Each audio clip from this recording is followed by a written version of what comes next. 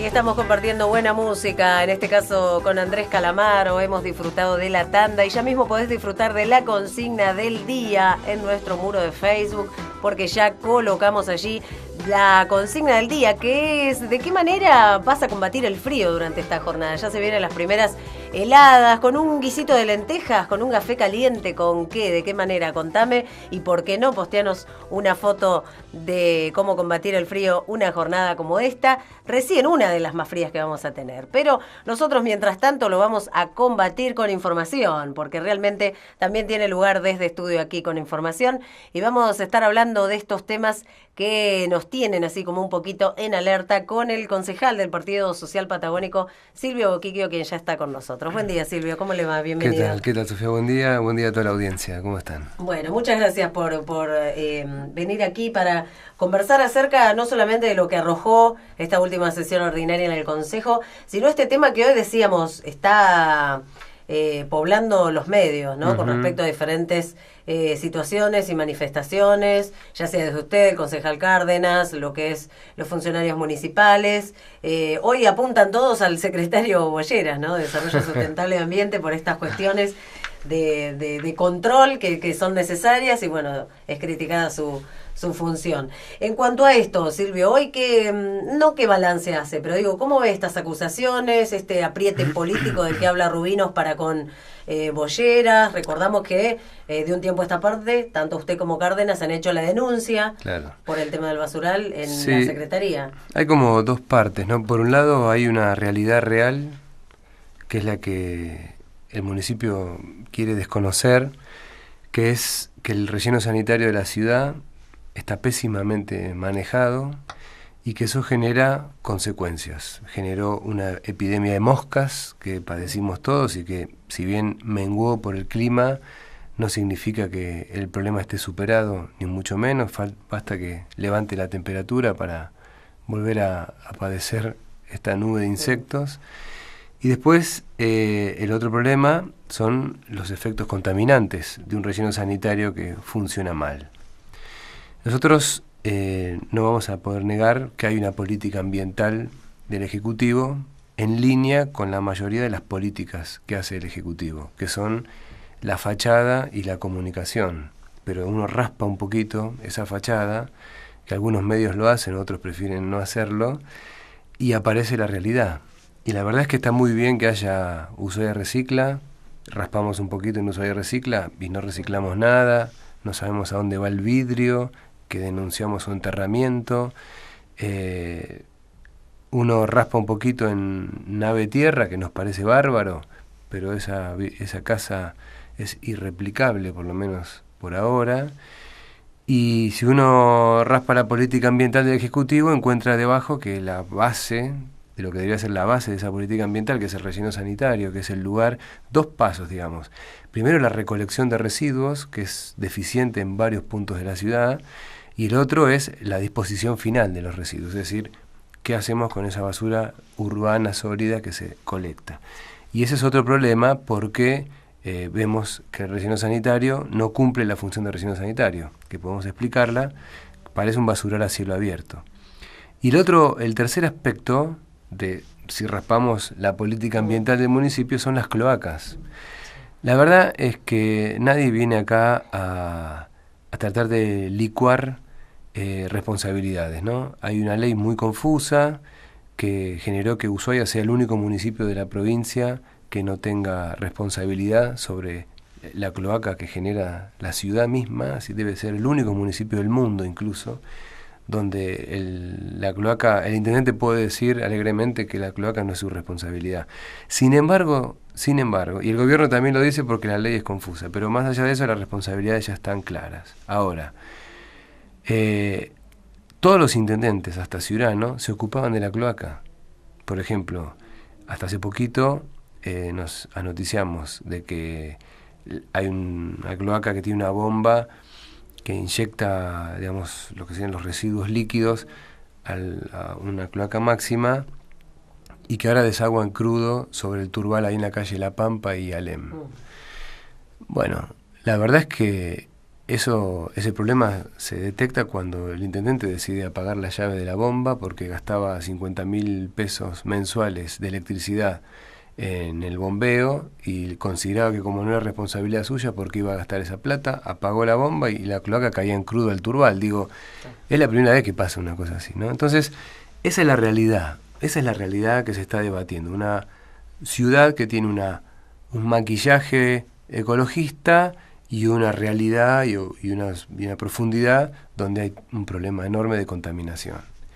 Y el intendente que no toma ninguna medida. Y por el otro lado está la discusión mediática, que es el terreno en el que el Ejecutivo se mueve mejor, porque gastan más tiempo leyendo diarios que gestionando la ciudad. Y entonces lo veíamos, uno puede leer a Rubinos comparando titulares de diarios que dijo antes esto, pero ahora dijo antes aquello, y entonces en el medio debió haber pasado tal cosa, pero la verdad es que en el relleno sanitario hay metales pesados en el chorrillo que pasa por al lado, que la epidemia de moscas es real, que la basura está sin enterrar y tiene un tratamiento pésimo, que los olores son nauseabundos. Digo, la realidad es incontrastable. Me parece justificar en que ya están realizando el entubado, pero digo, no es necesario. O sea, no es suficiente esa obra. Es necesaria, se tiene que hacer, se está haciendo, pero no es suficiente. Es la política del maquillaje, una vez más. Entubamos el chorrillo, ok, pero el chorrillo está contaminado con metales pesados porque hay una planta de tratamiento de líquidos de lixiviado que no funciona hace más de 2 años. Los líquidos lixiviados son porque lo que tradicionalmente se llamaba basural, un pozo, tiran basura y se tapa, se reemplazó porque ambientalmente es más apto por un relleno sanitario. El relleno sanitario tiene exactamente un pozo, pero ese pozo tiene un tratamiento, tiene una geomembrana, tiene unos tubos dispuestos en determinadas posiciones para que la combustión de los residuos que liberan metano puedan ser canalizados a través de esos tubos, y hay cuando los residuos se pudren, digamos, se descomponen, se genera un líquido, que es un líquido altamente contaminante si no se trata, que por lo tanto hay una forma de tratamiento que no vamos a explicarla porque es largo y puede ser tedioso, pero eso se trata en una cámara antes de ser de la disposición final de esos líquidos. La más fácil sería, se pone una arcilla, el líquido cae en la arcilla lo absorbe, queda como encapsulado, ese barro se vuelve a enterrar en una celda especialmente dispuesta conjunto con los residuos peligrosos. Bueno, la verdad es que eso está funcionando muy mal. La otra característica del relleno sanitario es que la basura se tira, digamos, y luego se le hace una capa de tierra encima para evitar el contacto con el aire y todos los problemas que describimos. La verdad es que nosotros fuimos con el concejal Cárdenas y recorrimos el relleno sanitario y nos cansamos de ver basura a la intemperie, ¿no? Entonces, el chorrillo lo podrán entubar y está bien, es un paso necesario, pero los pasos más importantes son garantizar que no haya basura sin enterrar. El otro punto es que garantizar que los tubos que permiten la canalización del metano estén correctamente dispuestos, que los líquidos de lixiviado especialmente sean tratados, sí, ¿no? Y evitar que se fuguen y que se fuguen al chorrillo y que por eso lo contaminan, digo. Entonces, me parece que hay una cantidad, por suerte intervino enérgicamente la Secretaría de Medio Ambiente para poner orden en el relleno sanitario, y entonces lo que se informó es que se le va a acercar a la municipalidad un plan de acción que deberá cumplir para evitar las multas, ¿no? Sí. Y la verdad es que esto se pudo haber evitado si el municipio se allanara a la autoridad de aplicación. Yo creo que la soberbia de esta gestión Ciurano se caracteriza por eso, ¿no? Por desconocer a otro tipo de autoridad. Porque la Secretaría de Medio Ambiente viene trabajando para tratar de corregir el mal manejo del relleno sanitario desde el año pasado, por lo menos, en una cantidad de intervenciones que no han tenido respuesta. Sí, que incluso se iba a firmar un acta que, bueno, el municipio y Bolleras así dejó entrever entre líneas en la última visita que tuvo, que se negaron a firmar y que, bueno, el paso siguiente era un posible sumario. Lo pudieron haber evitado. Se llevó adelante. ¿Se entiende? Exactamente. Sí. Las notas que envió Desarrollo Sustentable y Ambiente, que es la Secretaría, que es la autoridad de aplicación de la Ley de Medio Ambiente y la Ley de Residuos Peligrosos. Tienen la responsabilidad ulterior, digamos, si contamina el municipio, debe haber una autoridad que se encargue de corregir ese problema. Esa es la Secretaría. intervino 2 veces, el año pasado por lo menos, con notas que no fueron respondidas.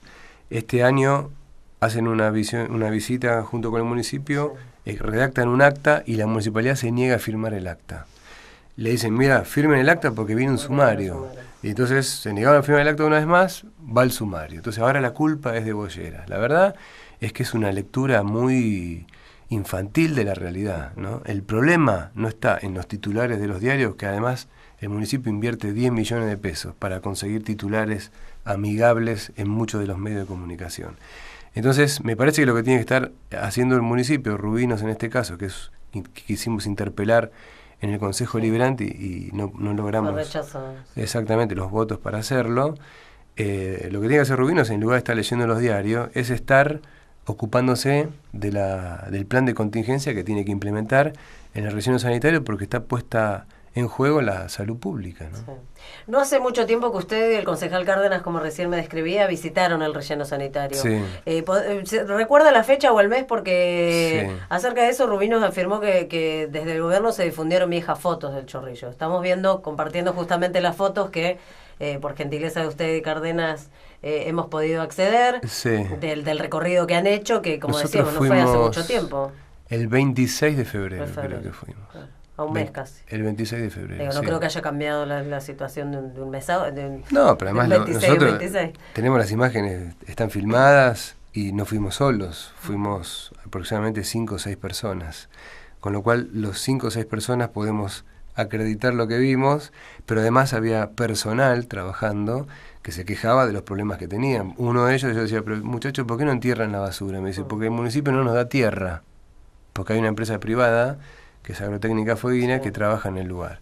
Y algunos de los operarios nos decían, mirá, es más, en un momento estábamos ahí mirando y viene un camión que va a tirar residuos y el chofer nos dice, muchachos, córranse porque estos son residuos patológicos. Y digo, bueno, cae ceniza, cae un olor y una... Sí. Entonces hay un descontrol en el relleno sanitario que es patético. Sí. Entonces... está bien que Rubino se ocupe, pero por lo menos que se ocupe de leer los diarios, de comparar la fecha, pero que ponga a alguien a cargo de solucionar este problema, porque la verdad que nos involucra a todos y la responsabilidad la tiene la municipalidad. Y además, esta gestión municipal paga mucha plata a la empresa agrotécnica Fueguina para que este relleno sanitario esté funcionando en condiciones mínimas de calidad, ¿no? Entonces, si el presupuesto municipal, la erogación más grande que tiene en materia de servicios es la recolección y la disposición final de los residuos, lo mínimo que debe hacer es exigir que se cumpla con un piso de calidad, ¿verdad? Y esto no ocurre. Además de este rechazo a la interpelación, que bueno, por mayoría se dio esto de no citarlo a Rubinos para que dé explicaciones, entre otras cuestiones, sobre este tema.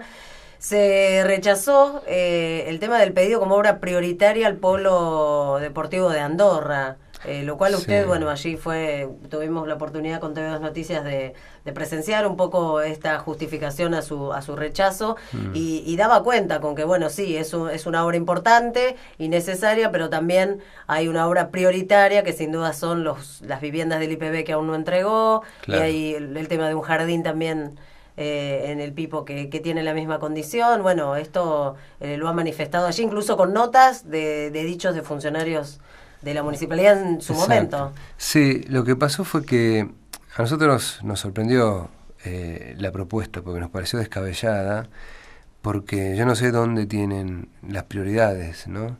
En el Ejecutivo Municipal nos llama mucho la atención que de buenas a primeras, una obra que está casi finalizada, ahora la quieran considerar obra prioritaria para la ciudad. Una ciudad que tiene muchos barrios formales e informales, que no tienen calefacción en su vivienda. Entonces nosotros decíamos, a mí me parece bárbaro, y realmente me parece bárbaro el natatorio de Andorra, como cualquier obra de infraestructura que se haga en la ciudad, como la cantidad de escuelas que se están haciendo, los jardines de infantes, la infraestructura de servicios, todo eso nos parece encantador y lo necesitamos. Ahora, a la hora de hablar de prioritaria, me parece que prioritaria es la única que salvaría en el caso de que se paralizara la economía. Digo, me parece que no es prioritaria esa obra. La obra prioritaria de la ciudad, en todo caso, es la ampliación del gasoducto, Es una obra que requiere una inversión de 200 millones de pesos, que se financia con el Fideicomiso Austral, que son más de 40 kilómetros de gasoducto que se está ampliando en diferentes tramos, y que eso le va a permitir a la provincia tener 4.000 nuevos usuarios de gas. Esos 4.000 nuevos usuarios de gas son natatorio de Andorra, viviendas de los distintos barrios, empresas, hoteles, viviendas sociales, casas particulares. Digo, es como el punto de partida para poder sostener toda otra infraestructura que se está construyendo. Entonces, la verdad es que si yo tengo que analizar cómo está el mapa, digamos, de obra pública en la provincia, esa es más importante. Probablemente también sea más importante las obras que se están haciendo para sanear el déficit histórico de inversión en Ushuaia de agua y cloaca, ¿no? Esto está corregido o armado mediante un plan director. Y las obras que se están haciendo, por ejemplo ahora, la desobstrucción del conector cloacal máximo que corre por la Maipú, esa es una obra prioritaria para mí respecto de el polo deportivo de Andorra. Entonces, nosotros primero decíamos eso, que tenemos las prioridades invertidas a nuestro criterio. Y segundo, porque entendemos que esta es otra escalada, yo dije mesiánica, del intendente en la sesión, porque es lo que vivimos en diciembre con la 648, ¿no? Embarcó a toda una sociedad a una crisis donde puso en riesgo incluso la seguridad pública y que terminó con una serie de protestas descabelladas en la calle San Martín frente a Casa de Gobierno con, digamos, el depósito de toneladas de basura, empezando ya a marcar cómo se vulnera la representatividad de los símbolos, ¿no?, institucionales en la provincia, que habilitó sin ninguna duda las 2 tomas de Casa de Gobierno después, porque generó realmente una situación muy única en lo que es la historia provincial. Entonces, esa irresponsabilidad con que se manejó la discusión política de la ley 648, yo veía que se estaba armando una nueva escalada ahora para salir a reclamar gas a Camus y Gas del Sur. Entonces, con declaraciones de la mano negra, que no identificó nunca el intendente Ciurano quién fue el funcionario nacional, provincial o municipal que obstruyó el flujo de gas para el natatorio de Andorra. La verdad es que se le ha pedido explicaciones y dijo, no, yo no identifico a nadie porque no sé quién es, pero hay una mano cuando negra. El municipio ya sabía o en algún momento se había manifestado esta posibilidad por parte de algún funcionario de no tener la obra Absolutamente. O el gas para el polo deportivo hasta que no se termine con esta obra del gasoducto. Tal cual, yo mostré 2 notas que invoca a Camus en una respuesta al intendente, una de 2012 y otra de 2013. Nosotros quisimos leer esas notas, se la pedimos a Camusi concretamente para que nos la enviaron, y entonces el 5 de junio de 2012 Ciudadano había salido a decir que todo el tiempo, desde que empezamos la obra, Camusi nos informó que teníamos gas. Bárbaro. Entonces, ¿qué pasó? La mano negra. Bárbaro. La mano negra no lo identifican, y cuando vamos a leer las notas, el 5 de junio de 2002, Camusi le informa al municipio que hasta tanto no esté la obra de ampliación del gasoducto, no van a poder contar con gas en el natatorio de Andorra. Y esa misma nota se repite en marzo del 2013, es decir, casi 6 meses después, un poquito más. Y después dicen que esa situación podía persistir. Por lo tanto, durante 2 años, el municipio estuvo noticiado por parte de Camusi de que no iban a tener gas para alimentar, digamos, el natatorio de Andorra, que consume el equivalente a 134 viviendas en invierno, ¿no? Entonces, este era el escenario. Nosotros dijimos, la verdad es que no creemos que el Consejo Deliberante se tenga que embarcar en este capricho del intendente, y creemos que íbamos a hacer votos para que cuando se termine la obra del gasoducto, que está en pleno proceso, el natatorio de Andorra pueda tener gas lo antes posible, al igual que las viviendas de los vecinos que viven en las inmediaciones. Uh-huh. Por otro lado, y hablando del tema de la sesión, que bueno, fue miércoles y jueves, allí por un cuarto intermedio, y un tema que fue muy debatido y con posiciones encontradas los 2 días, tanto miércoles y jueves, que fue el tema del pliego del transporte público de pasajeros, un tema que parece viejo, ya No, olvidado por tantas cuestiones actuales, pero que está vigente. Silvio, Sí. cuéntenos cómo lo han resuelto, en qué ha quedado ese tema, qué es lo que pedían desde su bloque y desde otros también, que a veces coincidían y a veces no. Claro. Sí, no vamos a hablar del problema del transporte público porque ya es tan notorio que sería como redundar, ¿no?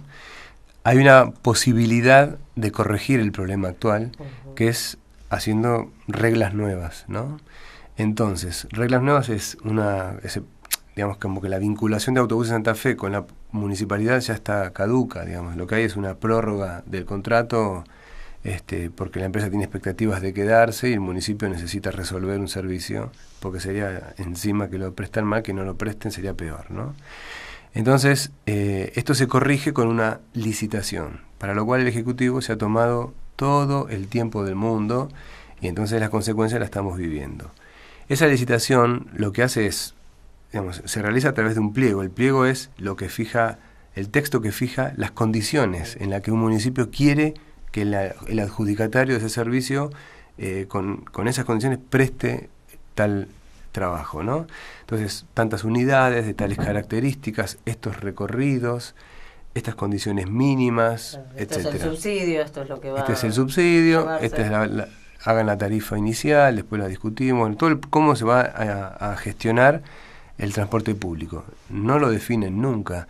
Mandaron al Consejo Deliberante un borrador que, para dar una idea, nosotros en el bloque del PCP le corregimos 234 errores de tipeo y de ortografía, lo cual habla de la calidad de borrador que era.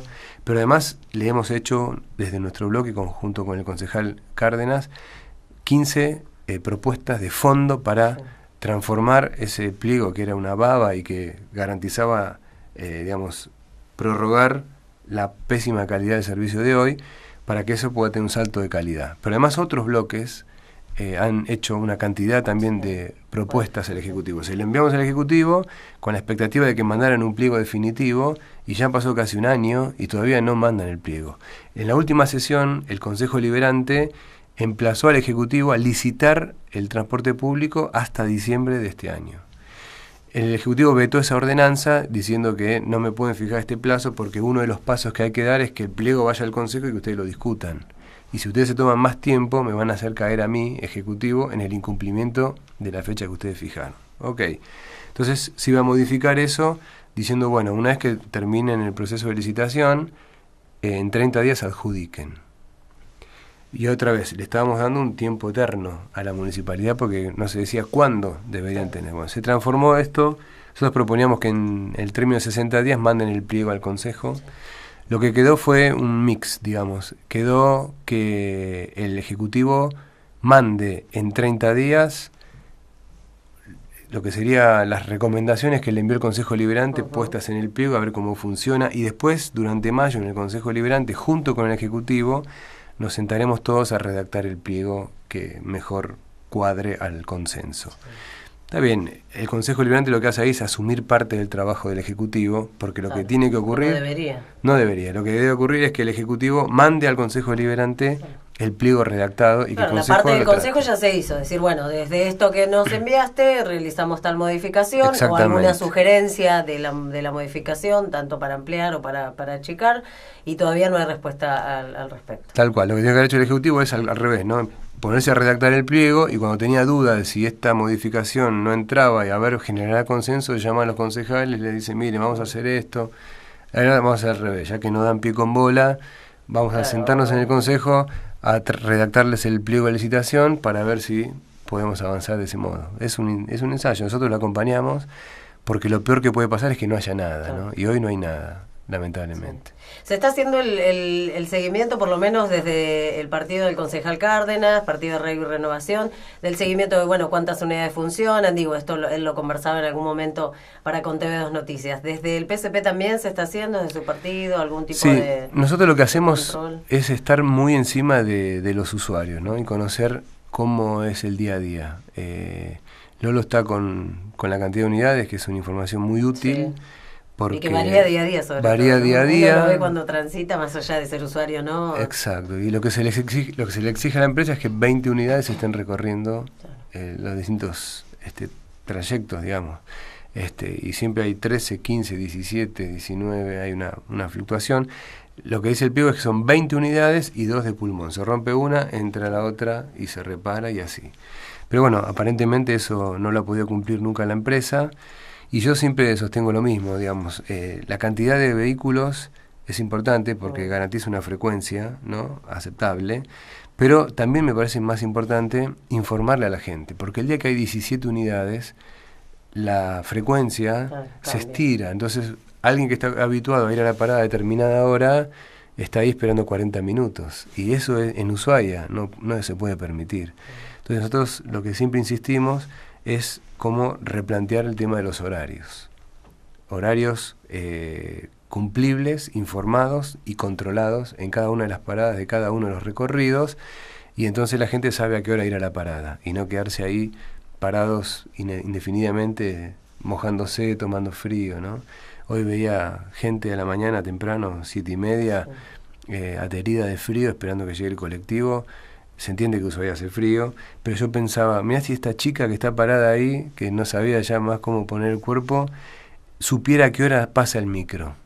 Entonces se queda en su casa y va a la parada justo a la hora que tiene que pasar el colectivo. El colectivo pasa porque si no, el inspector lo puede infraccionar, y me refiero a infraccionar es quitarle la mitad del subsidio. Digo, hay que jugar con controles y con herramientas de coerción, ¿no? Que generen. Exactamente. Pero bueno, es una discusión que nos vamos a dar ahora y esperemos que podamos aportar. Nosotros que sea en el corto plazo, sobre todo, ¿no? Sí, nosotros lo que tenemos es una claridad. No esperar a diciembre, que genera todo esto, y uno no sabe si en marzo va a tener nuevamente el transporte para ir a trabajar, o los chicos al colegio, que es tan importante. No, porque aparte de eso son tiempos de una desidia, hablan de una desidia, porque a esta altura ya deberíamos tener el tema resuelto. Y esta gestión lleva 6 años en el gobierno municipal, ¿no? 6 y pico. Y todavía estamos hablando de cómo redactar el pliego de licitación. Es evidente que el transporte público nunca estuvo en la agenda de prioridades. Ahí tenés una prioridad, probablemente, respecto del natatorio de Andorra, ¿no? En cuanto a una política municipal. Todas las ciudades del mundo invierten en transporte público, porque es dinamizador de la economía, la gente va a trabajar, ¿no? Porque vincula otro tipo de cuestión que hoy complica, y digo, como es el tránsito, vincula a la sociedad entre sí y funciona como una especie de descompresor del tránsito, porque la gente elige el transporte público en lugar de moverse en su vehículo particular. Hay más lugar para estacionar, menos contaminación, menos embrollo de tránsito. Pero bueno, sin duda, otra deuda más. Yo creo que es una deuda, sí, clarísima, ¿no? Clarísima. Antes de despedirlo, quiero mencionar un tema no menos importante por todo lo que el análisis ha generado, sobre todo en la provincia y en la ciudad, no solamente por las cifras, sino por el tipo de análisis que se realizó por parte de la Universidad Nacional de Tierra del Fuego, del Instituto de Cultura, Sociedad y Estado, que fue declarado, bueno, por una iniciativa suya desde su bloque, con respecto a la revista Sociedad Fueguina, que es una revista online que larga también la universidad con el instituto, y ha sido muy, muy destacado en cuanto a estos análisis, decíamos, de conflictividad en Tierra del Fuego, del tipo de residencia que hay en la provincia, de nacidos que hay en Tierra del Fuego, estas cuestiones que por ahí hoy llaman la atención y uno que vive acá no se da cuenta. Sí, porque tenemos esa característica que en Ushuaia, en Tierra del Fuego en general, teníamos muy poca información sociológica, ¿no? Desde un análisis científico, cómo es el comportamiento de la sociedad. Es una información que para el diseño de políticas públicas es muy interesante, ¿no? Y al no tener esa herramienta, como que era muy claro que faltaba una pata. La universidad, que no solamente fue creada y puesta en funcionamiento en un tiempo muy rápido, ahora está produciendo esos documentos que son muy interesantes, como bien señalabas. Han analizado la migración en Tierra del Fuego, con el aporte de que somos una ciudad que no solo, vamos a hablar de Ushuaia, ¿no? Somos una ciudad que no solo recibe migrantes desde otros puntos del país y del extranjero, sino que además emite, ¿no?, migración hacia otros destinos. Tanta que si uno considera cuánta gente viene y cuánta gente se va, involucra casi al 50% de la población. Quiere decir que el flujo de los que se van y los que vienen es muy grande, y eso por supuesto impacta en muchos temas que tienen que ver con las políticas públicas. Uno de ellos es el acceso a la vivienda, ¿no? Porque Imagínate que una persona que accede a una vivienda social después se va de la isla, ¿no? Como que se empieza, nunca es estática porque nunca podés cubrir toda una demanda de una sociedad que va permanentemente, digamos, renovándose en mitades. Entonces es un tema importante. El otro era el de conflictividad. Se hizo antes fue uno de equidad. El de equidad lo que define es que Tierra del Fuego es la provincia con índices de equidad más altos de la Argentina, por encima de la media. Y además, otro informe mide la tasa de conflictividad, es decir, cuánto conflicto hay en Tierra del Fuego. Bueno, se crea una tasa de conflictividad que tiene que ver con conflictos gremiales respecto de cantidad de cada 10.000 habitantes, eso fue. Entonces, Tierra del Fuego tiene 10,4, creo que era la tasa de conflictividad. Esto es 7 veces por encima de la media nacional. Impresionante. Entonces, tenés la mayor equidad, pero a la vez la mayor conflictividad. Sí. Entonces, ¿por dónde es el tema? Bueno, estos documentos, además el 99% de los conflictos centralizados en dependencias estatales, mayoritariamente provincial, ¿no? Entonces, todos estos datos ya puestos sobre papel ayudan a pensar y a analizar algún tipo de medida, ¿no? Claro. Por lo menos a replantearnos nosotros qué sociedad estamos conformando. Si tenemos la mayor equidad y 7 veces más conflicto que en el resto del país, algo tenemos que replantearnos. Muy bien, sin duda que fue así, y el interés va a seguir creciendo porque siempre este tipo de análisis es importante, y menos cuando una institución tan joven como la universidad tiene el desafío de llevarlos adelante y sobre todo darlos a conocer y que genere justamente este debate que en algunos casos es bastante difícil de lograr. Tal cual, absolutamente. Bien. Silvio, le agradezco la visita para con nosotros, como siempre la disposición desde Estudio para usted y usted para con nosotros. Seguramente, así que, muchas gracias. Veremos qué es lo que sucede con estos temas. Estamos en contacto, gracias. Hasta luego. Silvio Boquiquio con nosotros, concejal del Partido Social Patagónico, hablando de todo un poco de esos temas que hoy están en agenda y que nos ponen la alerta, como decíamos. Vamos ahora sí a compartir la consigna vía Facebook con ustedes, así como hizo Andy, como hizo Yani, y vos también podés participar por un parcito de entradas al Cine Paquegüeya, compartiendo buena música, y después recibimos al mediodía con todo.